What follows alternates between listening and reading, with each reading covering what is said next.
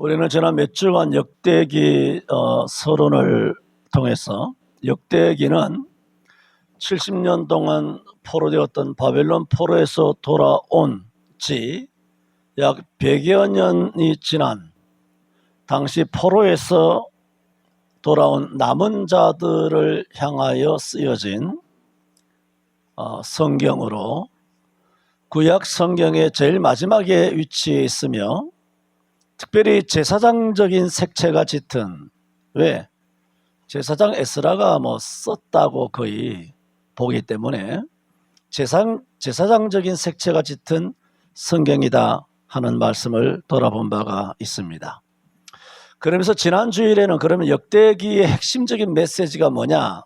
남은 자들에게 던지는 메시지는 회개와 그리고 또한 구원이라 말씀을 드렸습니다. 그러면서 지난 주일날 핵심적으로 드린 말씀은 회개를 하라 그러면 구원을 받는다, 용서받는다는 말씀이 핵심이지만, 물론 이것은 역대기만 핵심은 아니죠. 핵심이지만 역대기가 말하는 것은 그 회개는 결단코 자판기가 아니다. 기계적인 회개를 해서는 안 된다. 무슨 죄를 짓더라도 회개하면 용서받겠지. 그 믿음으로 하는 것은 맞는 말입니다.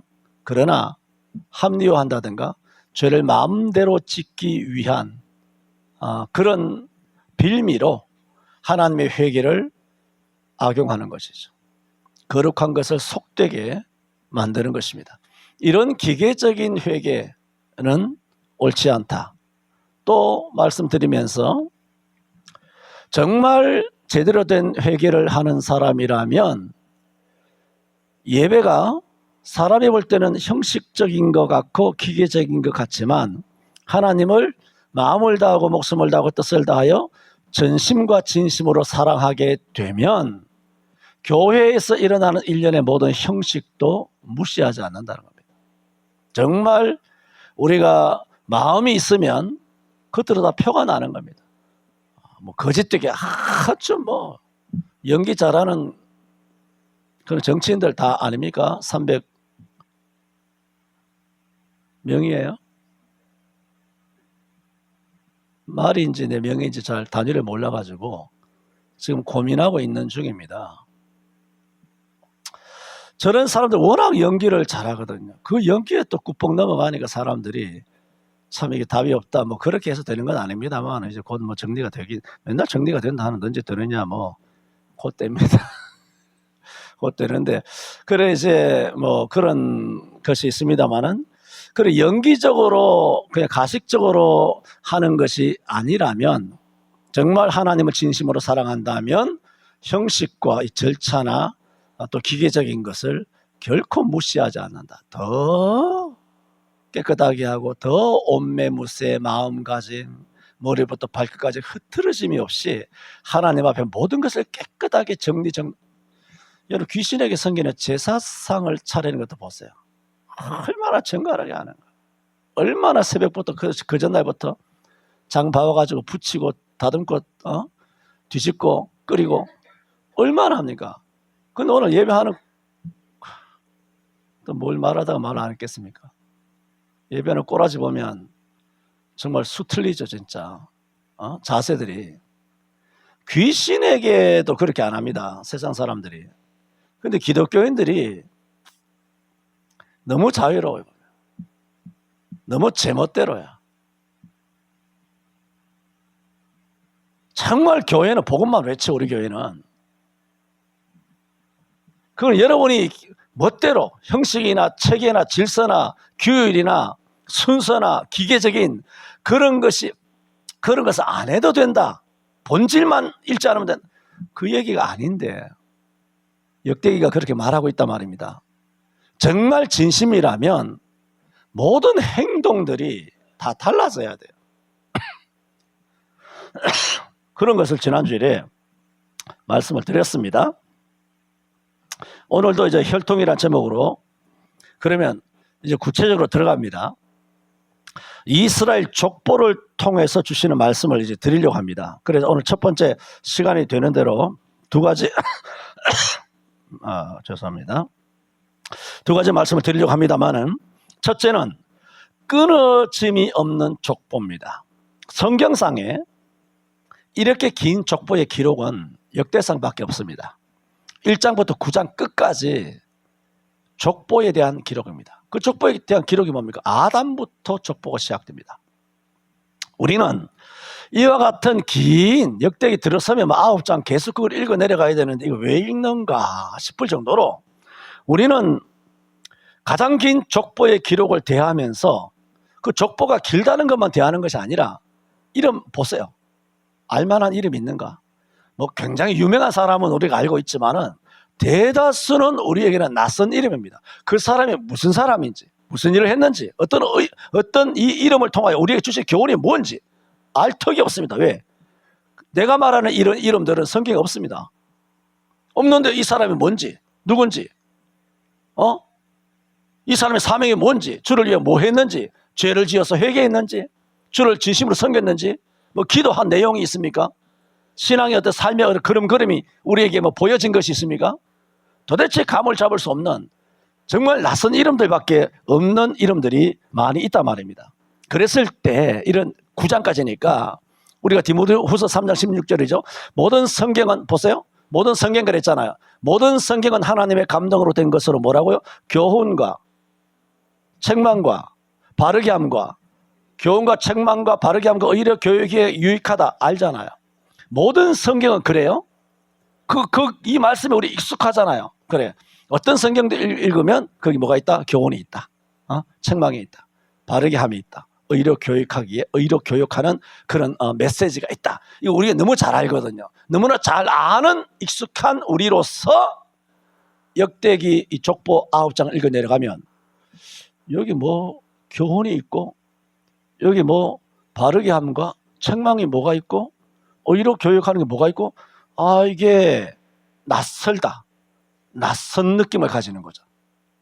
여기서 아무리 뒤에 봐도 이거 교훈이 안 나오는 거죠. 아까 말씀드린 그런 이름들을 통한 교훈 말입니다. 유명한 이름 말고. 그랬을 때 우리는 이 기나 긴 족보의 말씀이 우리에게 도대체 어떤 유익이 되나? 이게 왜 쓰셨나? 하는 그런 의구심을 가질 수도 있다. 그렇죠? 여러분 그렇지 않았나? 역대기 1장 읽으면 은혜가 됩니까? 역대기 2장 읽으면 그렇게 은혜가 돼요? 3장 읽어 내려가면 그 3장 읽어 내려가도 회개하고 가슴 붙잡고 뭐 부여잡고 뭐 울부짖고 주여 주여 그렇게 그 기도가 나옵니까? 나는 안 나옵니다. 어떻게든 9장까지 빨리 읽어 내려가고 후다닥 읽어 내려가고 그다음에 10장부터 뭐 사울에서 다윗 뭐 솔로몬 이런 걸 읽어 내려가야 재미있고 교훈도 있어 보이고 거기서 어떤 메시지도 우리가 받는 거 아닙니까? 그런 족보에 대한 우리 인간의 한계죠. 한계로서 이게 무슨 뜻인가 하고 잘 모른다 말씀을 드리는 겁니다.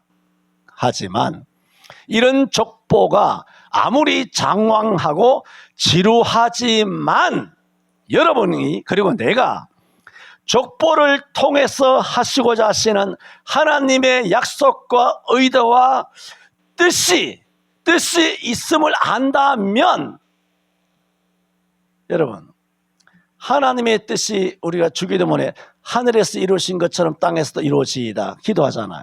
주 기도문에 기도하잖아요. 주님께서 그 기도를 시키잖아요. 그 뜻이 하늘에서 이루어진 것처럼 땅에서도 이루어지이다 했을 때 그때 여러분 기도할 때는 똑같은 마음 아닙니까? 거기서 교훈과 책망과 바르게 하는 그 교훈과 주시는 메시지가 뭐예요? 뜻이 하늘에서 이루어진 것처럼 땅에서도 이루어지다라는 것은 뭐 우리나라에도 하나님 뜻이 이루어지고 가정에도 이루어지고 교회에도 이루어지고 우리 가정에도 하나님 뜻이 이루어지다. 이거 공통적으로 다 아는 거 아닙니까? 그러면서 기본적으로 뭡니까? 주님 날 통해서 하나님의 뜻이 이루어지게 해 주옵소서. 가장 최소한의 공통 분모를 우리 자신에게 두고 있잖아요. 뜻이 하늘에서 이루어진 것처럼 땅에서도 이루어지이다. 그 얘기는 내가 하나님의 뜻이 땅에서 이루어지기 위하여 내 자신이 순종하겠습니다. 그거거든요. 이게 핵심이잖아. 그러면서 가정의 뜻이 이루어지고 교회에 또 온 누리에 하나님의 뜻이 이루어지기를 바라는데 최초의 가장 작은 단위가 뭐냐? 내가 하나님의 뜻에 순종하겠다는 거죠. 그래서 날 통하여, 나의 순종을 통하여 하나님의 뜻이 땅에서도 내가 걸어다니는 곳마다 하나님의 뜻이 이루어지기를 원합니다라는 거잖아요. 그 나가 뭡니까? 수많은 족보 중에 하나의 개체예요. 오늘 역대기 9장까지 우리가 낯설고 도무지 알 수 없는, 은혜가 안 되는 그런 이런 이름들을 하나님 길게 기록해 놓으신 것은 뭐냐? 너희에게는 중요하지 않을 수 있어. 너희는 무슨 뜻인지 모를 수 있어. 너희는 아무 교훈도 모를 수 있어. 낯선 이름일 수도 있어. 그러나 하나님이 하시는 말씀 뭔지 아세요? 내게는 중요한 이름이라는 거예요. 역대기를 통하여 당신의 뜻을 이루는. 그러므로 여러분, 우리가 찬송 355장에 부름받아 나선 인본, 뭐 이름 없이 빛도 없이, 뭐 종기영광, 뭐 이런 우리가 찬송만 하잖아요.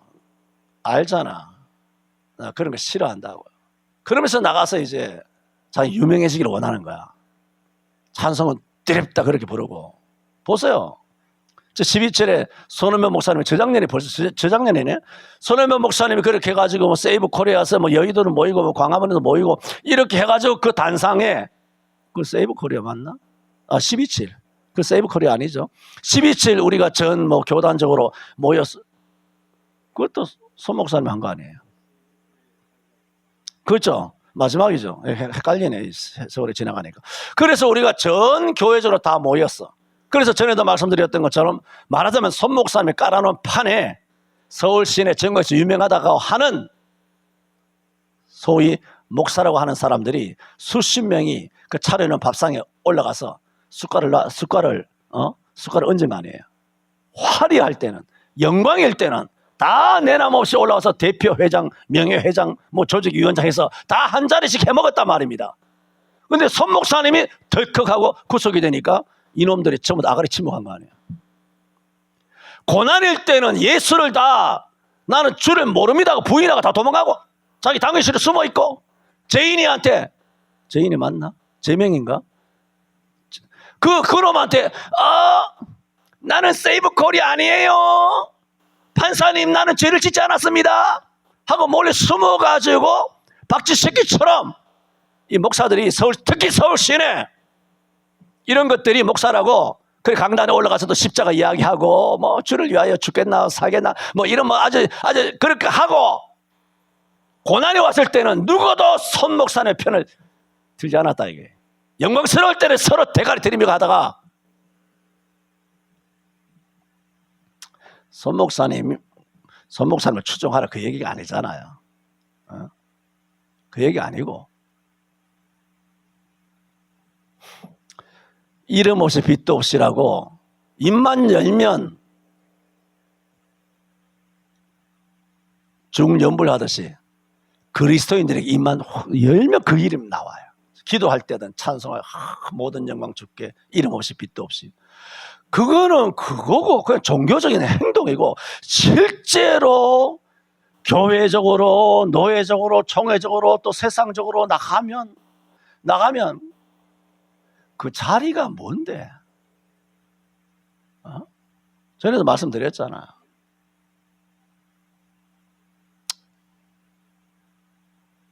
목사님들이 말하자면 남 해보는 거는, 제가 우리 노회에서 목사 100명 중에 부목사 빼고 목사 100명 중에 지금 서열 4위입니다. 내가 나가면 교회 어른이라고. 노회가 나이도 많이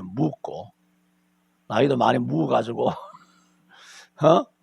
노회적으로 굉장한 어른이라고. 내가 벌써 내가 그런 엄청난 어른이 돼버렸네. 내가 전부 다 가면 아그들밖에 없어. 교단적으로도 마찬가지고. 내가 68인데 뭐 여의도 순복음인데 뭐든 그건 몇 살 됐다고. 1살 2살 차이인데 다 70세 정년이잖아. 정년 안 한 거 보면 뭐 5, 7년 아니면 5, 6년이 빤하지.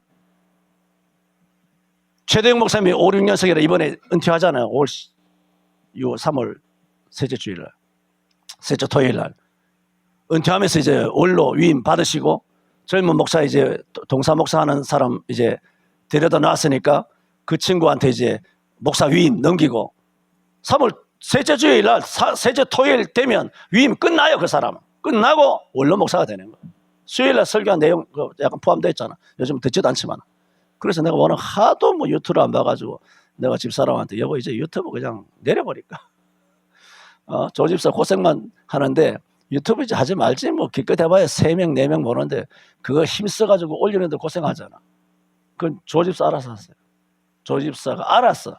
그 막을 내려버리든가 뭐 그렇게 하시면 되겠습니다만은, 그래서 그때도 수요일 예배 때도 그렇게 이야기한 것처럼 그래 뭐 최 목사님 그렇게 됩니다만은 그 나이나 뭐 내가 그 끝까지 갔는데 내가 대한민국 교단에서 현직 목사들 중에 내 위에 있는 것들이 누가 있냐고. 전부 다 아래 것들인데 분당이니 뭐 서울 시내는 싹 다 나이나 뭐 목사 연수나 싹 다 내 후배들인데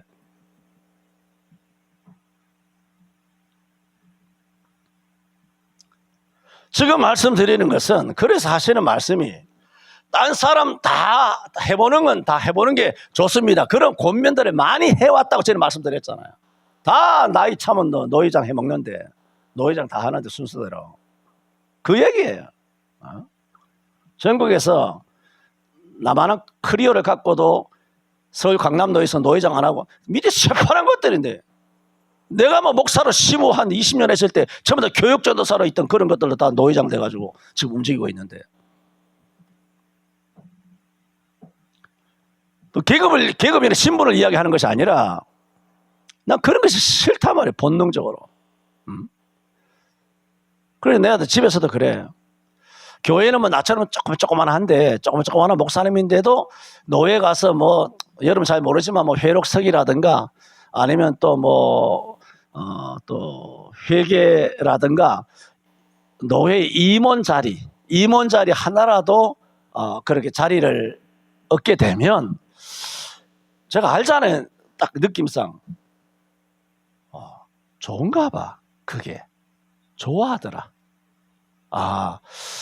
교회는 뭐 나만큼 조그만하고 뭐 이렇게 그런 교회지만 그렇게 하면 뿌듯한가 봐. 난 그거 귀찮거든. 여러분이 내게 절하는 것도 귀찮고. 이 진심 아닌 거 알죠, 홍 집사님?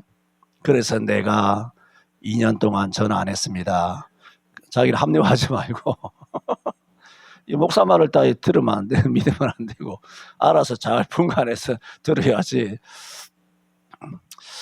그게 참 뭔가 싶어요. 뭐 좋은 건 좋으니까 좋다고 하겠으나 뭐 그렇게 좋을 일인가 뭐 주를 위하여 일하겠다는 거야 좋은 것이지만 그 좋아하시는 걸 보면 좀 낯설다 그런 생각을 가집니다만, 그러니까 이게 수도 없이 거다. 그러니까 이름 없이 빛도 없이 모든 영광 하나님께 이런 그 영양가 없이 실제 생활은 아니면서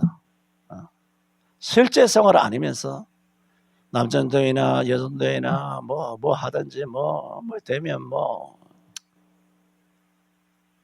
아니죠. 지금 역대기를 이야기하는 겁니다. 1장부터 9장까지 이름 없는 사람들이 수두룩해요. 여러분 아시는 것처럼 성경상 족보를 기록할 때는 모든 이름을 다 기록 안 합니다. 그리고 그 가정, 그 세대에 대하여 자세하게 언급도 안 하고 과감하게 생략해버립니다. 이름이 있어도 그 누군지도 몰라요. 그게 뭘까요? 역대기에서 보여주는 거. 사실은 이름이 기록되어 있어도 그게 뭐예요? 무명이에요. 이름이 기록되어 있어도 누군지 알아야지. 무명이라니까. 무명. 그래서 지금 첫 번째 말씀 드리는 거죠. 끊어짐이 없는 족보. 그거 뭐냐면 인간적인 혈통이 끊어지지 않는다는 의미가 아니라 하나님께서 당신께서 당신의 뜻을 이루기 위하여 어떻게 이룹니까? 우리를 통해서 이루시잖아요. 우리를 통해서 이룰 때 한 사람 한 사람, 할아버지, 다음에 뭐 아들, 손자, 증손자, 고손자, 아브라함, 이삭, 야곱, 그 다음에 유다를 통해서 다윗을 통해서 쭉 이루잖아요. 그 한 사람 한 사람의 이름이 역대기에 기록되어 있는데 이 중에 낯선 이름, 우리가 알지 못하는 이름이 있다 할지라도 실제로 이 이름을 통하여 주시고자 하시는 건 뭐냐? 하나님은 그런 한 사람 한 사람의 이름을 통하여 당신의 뜻을 이루어가고 있다. 이 많은 누구를 통하여? 사람을 통하여 일하신다. 일해왔다는 거죠. 끊어지지 않는다는 거죠. 그렇게 오늘 저와 여러분이 받은 메시지, 복음이 있지 않습니까? 이 복음을 100년 전에 주기철 목사님이 준 겁니까? 기선저 목사님이 준 거예요? 김익도 목사님이 준 겁니까? 황해대 소려교가 준 거 아닙니다. 이 복음은 미국에서 건너왔고, 미국은 영국에서 건너왔고, 영국의 복음은 데살로니가 로마에서 건너왔고, 그것은 아시아에서 건너왔고, 그것은 베드로, 안드레, 야고보 12사도에서 건너왔고, 그 복음의 주인은 예수란 얘기예요. 그 어떻게 복음이 건너왔습니까? 전부 다 그때 사람을 통하여. 2000년 전 사람, 1800년 전에 사람, 1500년 전에 사람, 우리나라는 140년 전에 사람, 우리 할아버지 때에 80년 전에 사람, 우리 아버지 40년 전에 사람, 오늘 우리가 이제 나이가 들은 거야.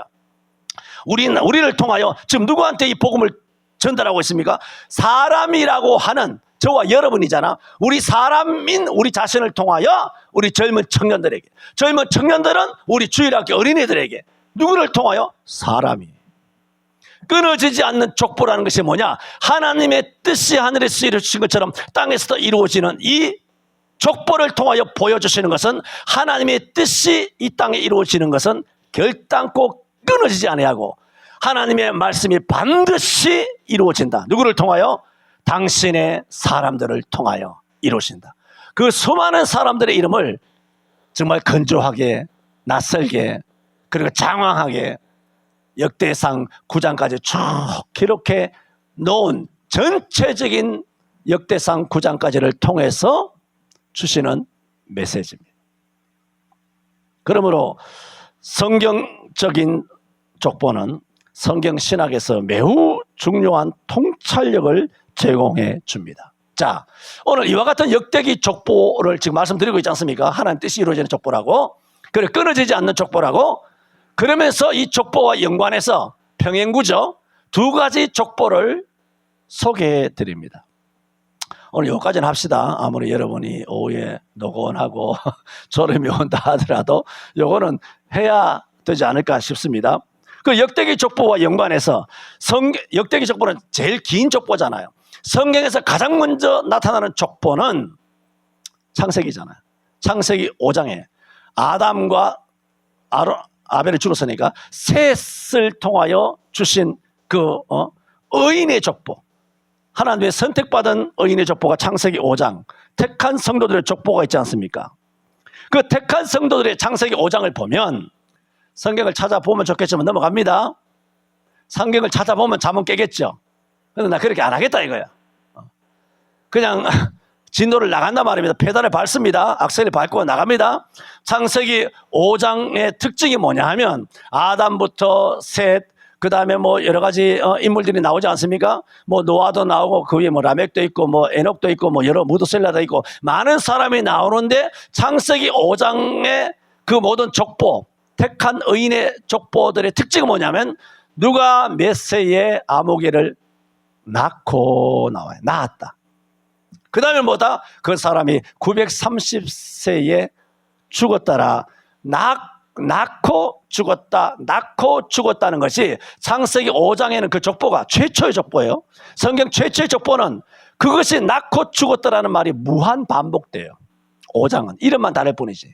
그건 뭘 의미하고 있느냐? 하나님께서 창세기 1장 28절에 뭐라고 말합니까? 아담과 하와를 당신의 형상과 모양대로 만드신 다음에 최초로 처음으로 주신 인류에 대한 축복이죠. 생육하고, 생육이잖아요. 번성하여 땅에 충만하라. 땅에 있는 것들과 하늘에 나는 것들과 또 바다에 움직이는 모든 것을 다스려. 자, 창세기 1장 28절 한마디로 생육이니 번성이니 충만이니 다스리니 지배하니 이걸 떠날 필요도 없어요. 거기에 창세기 1장 28절에 보세요. 인류에게 주신 하나님의 최초의 복에 사망이 있습니까? 없습니다. 죽음의 그림자도 안 나타납니다. 생육이에요. 번성이에요. 충만이에요. 이거는 사망 절대적으로 사망과 관계없는 메시지예요. 절대적으로 사망과 관계없는 인류에 대한 축복인 인간이 창세기 5장에 와서 어떻게 됩니까? 낳고 죽었더라. 낳고 죽었더라. 낳고 죽었더라.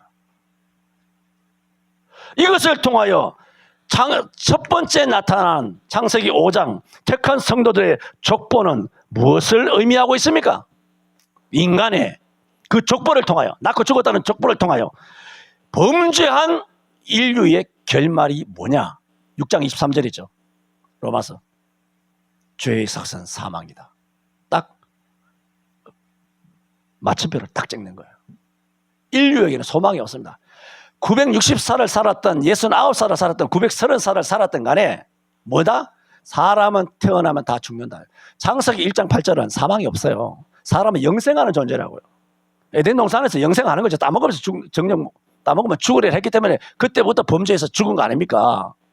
하나님은 우리를 죽도록 만들지 않았어. 우리를 땅이 저주를 받았다 그러죠. 그 얘기 했고 넘어가고, 그러므로 몇 년 안 돼 가지고 그 몇 년인지 우리가 계산하면 한 500년 됐을까 1000년 됐을까, 그 1000년 사이에 인류는 뭡니까? 낳지만 나면 죽는 거예요. 나면 죽는 거예요. 그냥 몇 살 살았던 거 아니에요. 나면 다 죽어요. 그게 성경에 나타난 최초의 족보예요. 그걸 통하여 하나님께서 우리 인류에게 무슨 메시지를 던지고 있습니까? 죄의 삭은 필연 사망인데 그 사망은 피할 자가 없다는 거예요. 다 죽는다는 거예요. 다 죽는다. 하나님께 말씀했잖아요. 따먹으면 정령 죽으리라 했다 그랬죠. 근데 마귀는 죽을까 하노라고 하나님의 말씀을 더하게 빼게 하고 사치 영산하고 지 멋대로 그렇게 사람을 유혹한 거 아닙니까? 하나님 말씀을 가지고 이렇게 하는 많죠. 그것이 창세기 5장의 족보. 오늘 역대기 1장부터 9장까지의 족보를 말씀드리면서 성경에 있는 대단한 족보 중에 첫 번째 족보를 예를 들었어요. 두 번째 또 엄청난 족보는 뭡니까? 마태복음 1장에 나오잖아요. 여러분 잘 아시잖아요. 아브라함과 다윗의 자손 예수 그리스도의 세계. 세계는 세계, 월드를 말하는 것이 아니라 세계 족보를 말하는 거예요.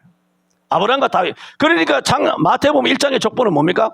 아브라함과 다윗의 자손 예수 그리스도의 족보. 그게 뭐예요?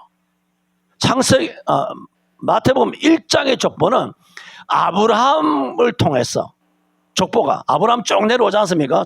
마태복음 1장에 나오잖아요. 그 다음에 다윗 쭉 내려가잖아요. 바세바를 통하여 애를 낳고 해가지고 쭉 내려오잖아요. 그 다음에 요셉이 해가지고 마리아를 통하여 성령으로 잉태돼가지고 예수가 나니라. 그래서 14대 42대라라 하면서 42대의 족보가 42대라 그 기록이 되어 있잖아요. 마태복음에 쭉 기록되어 있는데 그 기록은 의미는 뭡니까? 예를 들어 역대기처럼 역대기 의미냐? 역대기 의미 정도가 아니에요. 역대기 의미는 우리 한 사람 한 사람 하나님 앞에 특별한 존재다. 우리 한 사람 한 사람이 우리 한 사람을 통하여 하나님의 뜻을 이루신다. 그 메시지고, 창세기 5장은 사람이 범죄하기 때문에 이 족보를 통하여 사람은 다 죽게 됐다. 왜? 죄 때문이다. 그러므로 이 죄를 해결할 메시아를 앙망하고 메시아에 대하여 암시를 하는 거죠. 왜 메시아가 오시지 않으면 안 되느냐? 다 죽는다는 거죠. 너희를 죽음에서 건지기 위하여 예수가 오실 수밖에 없다라는 메시지를 구약에서 수천 번 이렇게 메시지를 던지고 있지 않습니까? 그러면 그런 메시지들이 어떻게 이루어지느냐? 아브라함과 다윗을 통하여 이루어진다는 거예요. 그리고 누가 옵니까? 예수 그리스도가 탄생한다는 거예요. 이 족보, 이게 뭡니까? 이것이 구약의 모든 사망을 사망에서 생명을 건지시는 거예요. 지옥에서 심판해서 우리를 천당으로, 구원으로, 영생으로 해주시는 그 족보, 그것이 바로 마태복음 1장의 족보란 말입니다. 그래서 마태복음과 오늘 역대기 보셨잖아요. 역대기 9장까지가 뭐냐 하면은 죽었다라 말이 없어요. 창세기 5장은 낳고 죽었다라. 역대기는 죽었다는 말이 없다고요. 그런데 마태복음에도 뭐냐? 죽었다는 말이 없어요. 죽었다라. 그것은 뭐냐면 창세기 5장에서 역대기 넘어올 때 성경 역사는 구약을 4000년이라고 하기 때문에 그 정도, 그런 정도의 흔한 상식선에서 이야기를 한다면, 이것이 역대기 같으면 말하자면 4,000년이니까 약 한 3,500년 전, 3,500년, 약 3,000년 전에 창세기 5장에 낳고 죽었다라고 하는 저주스러운 그런 족보, 예수 안에 그런 소망이 없는 인류의 그 종말, 처참한 그 종말, 내다 보이는 인생. 그런데 그로부터 3,500년 정도 지나서 에스라를 통하여 역대기를 기록할 때는 놀라운 일이 벌어지는 거예요. 죽었다라는 말이 없는 거예요. 할렐루야. 그걸 아시라는 거예요. 지금 첫째는 뭡니까? 우리 이름 없는 사람이라도 하나님에게는 한 사람 한 사람 그렇게 중요하다는 거죠. 목사, 장로, 권사 따위 이게 아니고 우리 한 사람 한 사람이 그렇게 중요하다는 거예요. 하나님 앞에 중요한 거죠. 목사 앞에 중요한 게 아니고, 목사 앞에 중요할 필요도 없고, 하나님 앞에 얼마나 영광스러움이고, 여러분 한 분 한 분이 하나님 앞에 중요해. 할렐루야. 받아봅시다. 나는 하나님 앞에 대단히 중요한 사람이다. 믿습니까? 실제로잖아요. 그걸 역대기가 말하고 있단 말입니다. 그런데 여기 얼마나 소망스럽습니까? 성경을 제대로 통식을 하죠. 평면적으로 바라보는 게 아니고 위에서 입체적으로 4차원, 7차원, 10차원 엄청난 영적인 차원에서 성경을 밑으로 확 내려다보면 창세기 5장과 역대기 1장, 역대기 1장에서 9장, 마태복음 1장이 한꺼번에 확 눈에 들어온단 말이에요. 들어올 때 깜짝 놀라는 거죠. 소름이 끼치는 거죠. 아, 성경이 이런 것이구나 하고, 하나님께서 진짜 이런 성경을 통한 메시지가 많이 있지만은 족보만 이야기하는 거예요. 족보만 가지고 이렇게 비교했을 때, 아, 이런 족보를 통하여 이런 메시지, 이런 엄청난 소망, 이제 죽음이 없다는 거예요. 사망을 이긴다는 거예요. 그 예수 부활을 뭐라 그럽니까? 죽음을 이기시고 부활하신 거예요. 사망 권세 깨트리고 그랬어요. 사망이 엄청난 권세잖아. 마귀 권세잖아. 히브리 2장 14절에. 죽기를 무서워함으로 일생에 매여 종로로 타는 우리를 놓아주려 하심이니, 이런 실로 천사를 놓아주려 하심이 아니라 아브라함의 자손을 놓아주려 하심이라 그랬어요. 그게 누굽니까? 창세기 마태복음 1장 족보라고요. 예수 오셨다는 거예요. 예수. 그래 사망이 끝난 거죠. 그러므로 예수님이 오신 것이 뭡니까?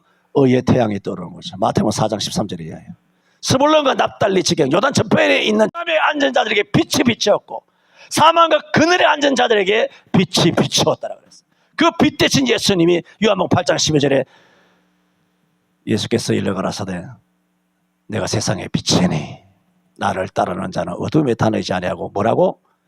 생명이라 그랬어요. 생명의 빛에 거하리라 그랬어요. 사망과 생명은 정반대 개념 아닙니까? 예수 생명. 그래서 예수님 뭐라 그래요? 내가 길이요 진리요 생명이라. 나는 부활이요 생명이라. 예수는 생명이에요. 무슨 주냐? 생명의 주예요. 누구 생명? 우리 생명이에요. 그 생명이 무슨 생명입니까? 사망을 이긴 생명이에요. 사망을 이기지 않고는 생명이 없어요. 그거를 역대기와 마태복음 1장 족보가 우리에게 말씀하고 있다.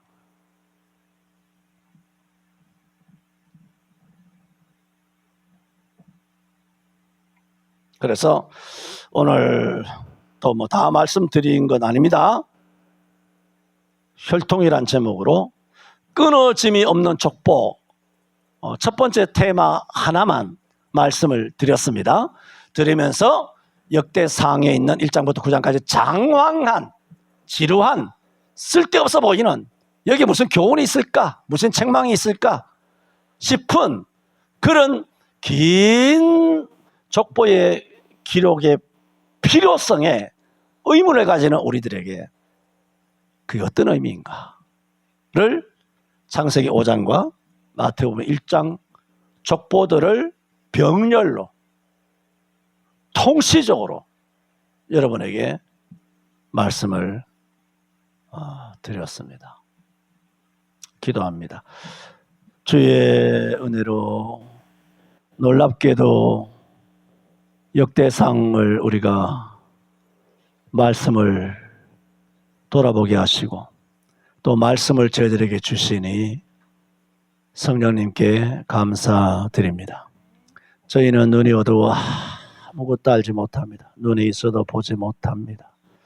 귀가 있어도 듣지 못합니다. 마음으로 깨달아 알지도 못합니다. 그러므로 우리가 행동하는 것이 올바르다 하나 섰다 한 자는 넘어질 수밖에 없는 존재들입니다. 주여, 저희들의 눈을 열어 주옵소서. 귀를 열어 주옵소서. 우리 마음에 성령으로 인쳐 주옵시고 우리의 머리에 성령의 기름을 부어 주옵시서. 성령 한자 한자 자구자구 1.1핵을 대할 때마다 하나님의 거룩하심을 만나게 하시고 하나님의 두려우심 앞에 우리가 항복하며 무릎을 꿇게 하여 주옵소서. 예수님 이름으로 기도하옵나이다. 아멘.